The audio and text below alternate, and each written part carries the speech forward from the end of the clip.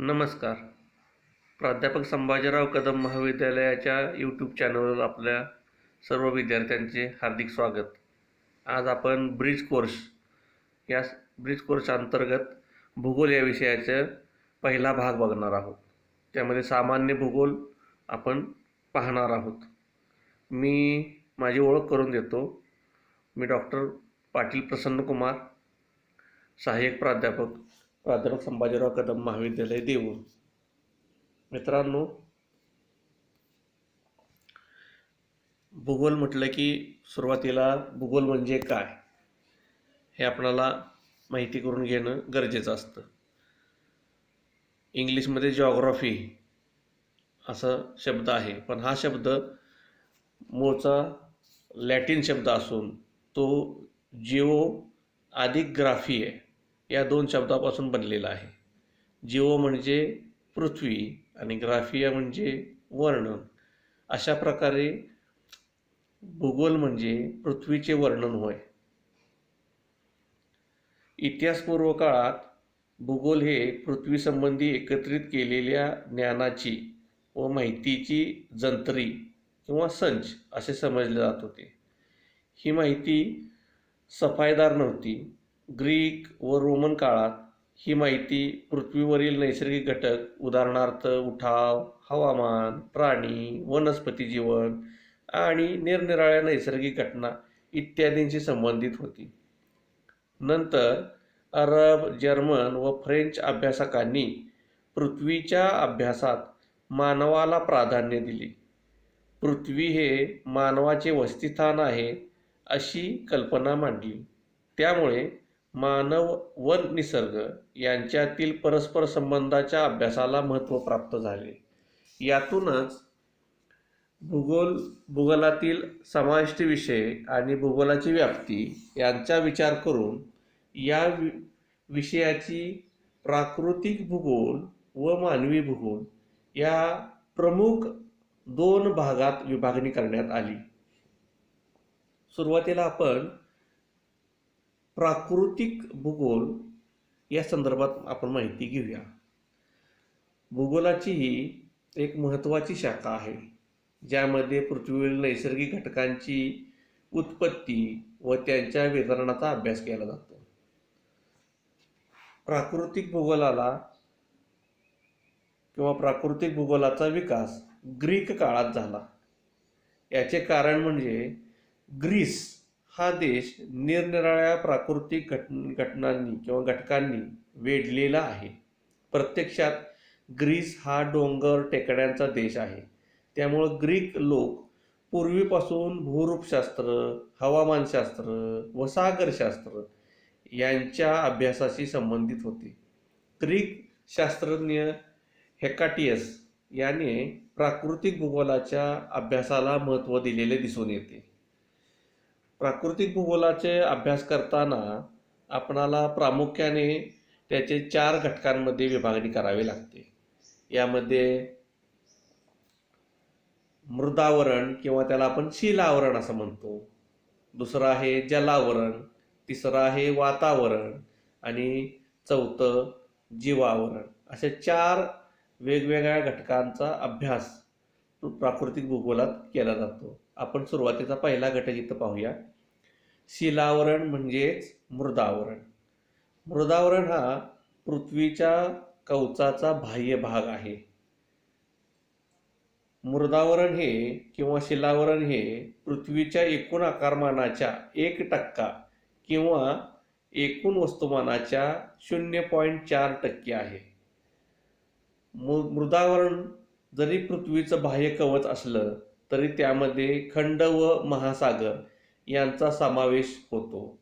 सामान्यपणे ही शिलावरण ही संज्ञा ही खंडांसाठी वापरली जाते. मृदावरणाच्या अभ्यासामध्ये खडक, भूहालचाली, मृदा, बाह्यशक्तीचे कारके, भूमिस्वरूपे इत्यादी विषयांचा अभ्यास होतो. पृथ्वीचे क्षेत्रफळ 510 दशलक्ष चौरस किलोमीटर आहे.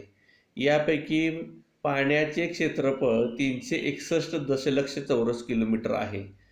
टक्केवारी पाहता स्थूल मानाने आपण त्याला 71% भाग जलव्याप्त व 29% भाग खंडव्याप्त असे म्हटले जाते. ह्या दोन्ही भागाच्या खाली म्हणजे जलावरणाच्या खाली जो खडकांचा भाग आहे त्याला देखील मृदावरण किंवा शिलावरण असे म्हणतो. म्हणजेच आपले खंड व सागर भाग या दोन्हींनी मिळून हे शिलावरण पृथ्वीचे बाह्य कवच बनलेले आहे.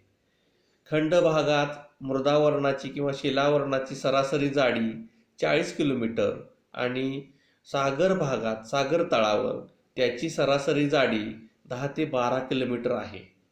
मृदावरण हे मोहो या थराने त्याच्या खालच्या थरापासून वेगळा झालेला आहे. त्यामुळे आपण त्याला बाहेरील कवच किंवा थर असे म्हटले.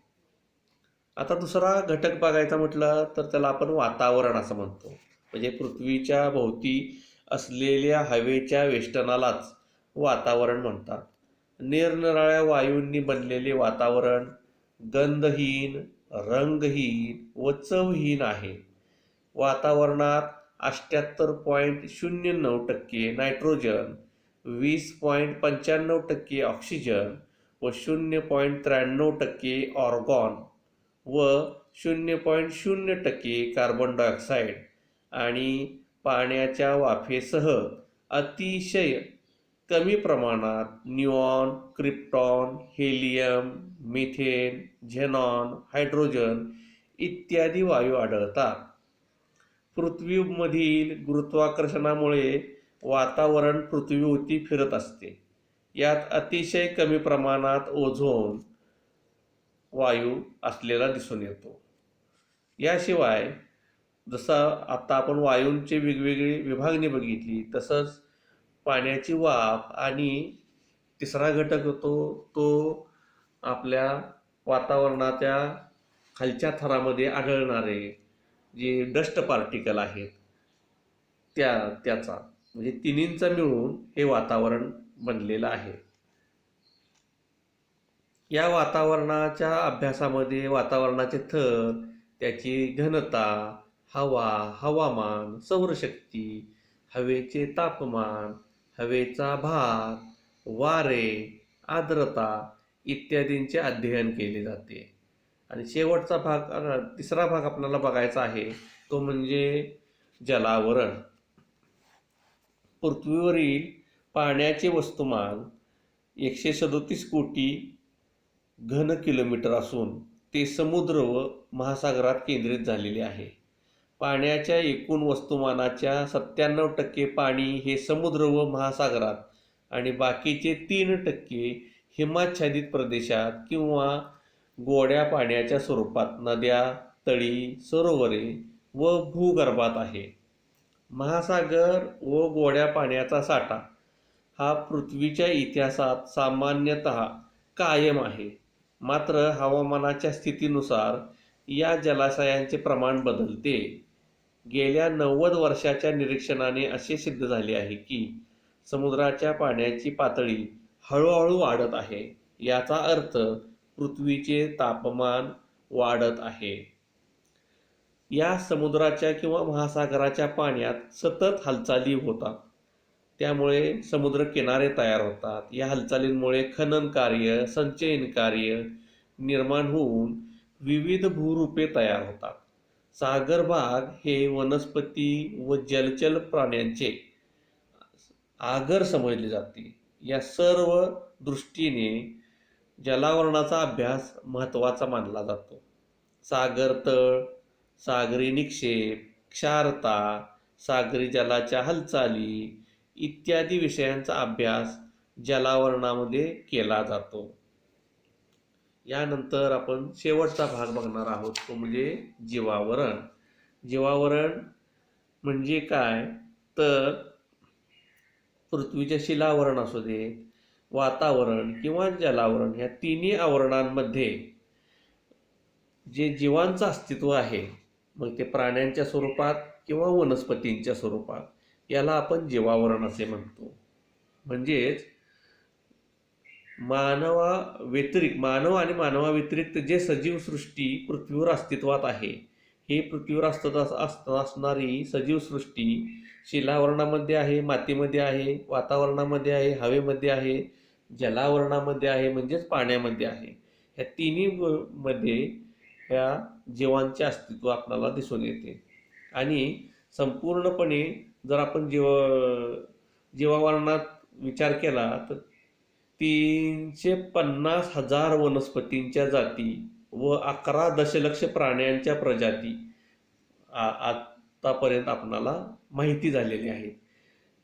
त्यामध्ये कीटक आहेत, लहान सूक्ष्मजीव आहेत, मोठे जीव आहेत, मोठे प्राणी आहेत, मोठ्या वनस्पती आहेत, सूक्ष्म वनस्पती आहेत. या सर्वांचे मिळून आपणाला जीवावरणाची माहिती मिळते. या जीवावरणामध्ये मग नैसर्गिक परिसंस्था, त्याला आपण इकोसिस्टीम असं म्हणतो, ह्यांचा अभ्यास केला जातो. त्याशिवाय वेगवेगळ्या प्राण्यांचा आणि वनस्पतींचा वेगवेगळ्या हवामानामध्ये कशी वाढ झालेली आहे किंवा कोणता प्राणी कोणत्या हवामानामध्ये, कोणती वनस्पती कोणत्या हवामानामध्ये तिची वाढ होते याचा अभ्यास केला जातो.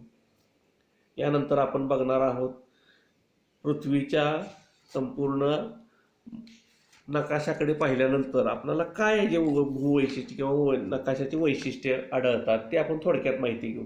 आजपर्यंत आपण पृथ्वीच्या नकाशाकडे पहिलीपासून 10वी पर्यंत बऱ्याच वेळा पाहिलेलं आहे.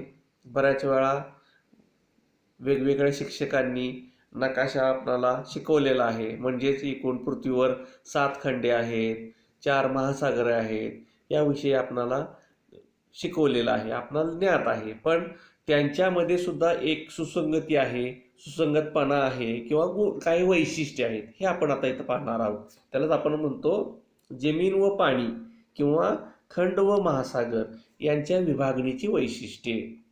म्हणजे पृथ्वीवर महासागर आहेत 4: हिंदी महासागर, अटलांटिक महासागर, पॅसिफिक महासागर किंवा आर्क्टिक महासागर. याशिवाय खंड आहेत उत्तर अमेरिका, दक्षिण अमेरिका, युरोप, आशिया, आफ्रिका, ऑस्ट्रेलिया आणि अंटार्क्टिका. अशा स्वरूपाचे 7 भूमिखंड आणि 4 महासागर आपणाला पृथ्वीवर पाहायला मिळतात. या महासागर आणि खंड यांच्या काही विभागणीची वैशिष्ट्ये आहेत ते आपण थोडक्यात बघणार आहोत.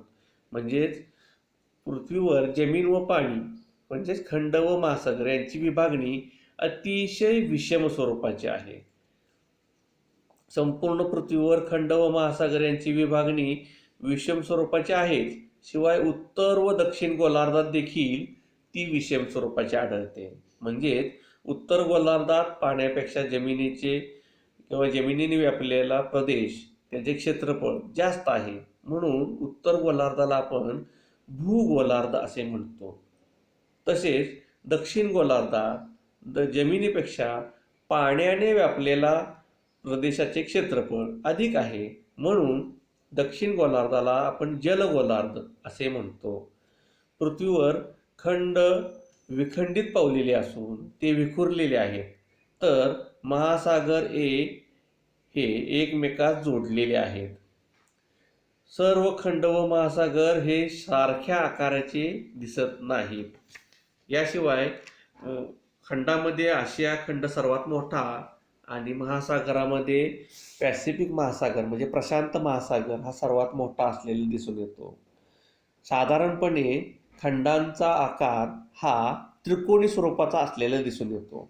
म्हणजेच खंडांचे निमुळते भाग दक्षिणेकडे तर रुंद भाग हे उत्तरेकडे आहेत. आता उदाहरण पाहायचं म्हटलं तर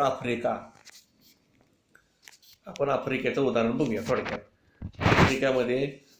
आफ्रिकेचा रुंद भाग हा उत्तरेकडे आणि निमुळता होत गेलेला दक्षिणेकडे. तसाच उत्तर अमेरिकेत सुद्धा रुंद भाग उत्तरेकडे आणि निमुळता होत गेलेला दक्षिणेकडे.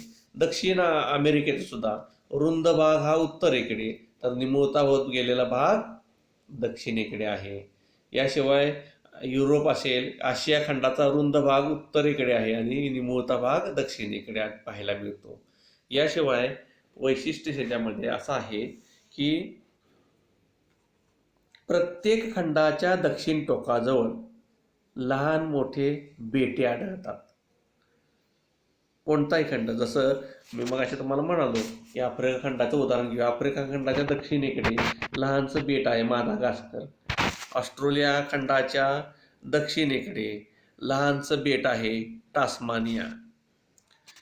असं प्रत्येक भूमिखंडाच्या दक्षिणेकडे आणि पूर्व बाजूला पूर्ण विराम दिल्यासारखं, फुलस्टॉप दिल्यासारखं दक्षिणेला एक लहानसं बेट आढळतं. याशिवाय पृथ्वीवरील जमिनीचे कॅस्पियन महासमुद्र किंवा समुद्राभोवती केंद्रीकरण झालेले दिसते.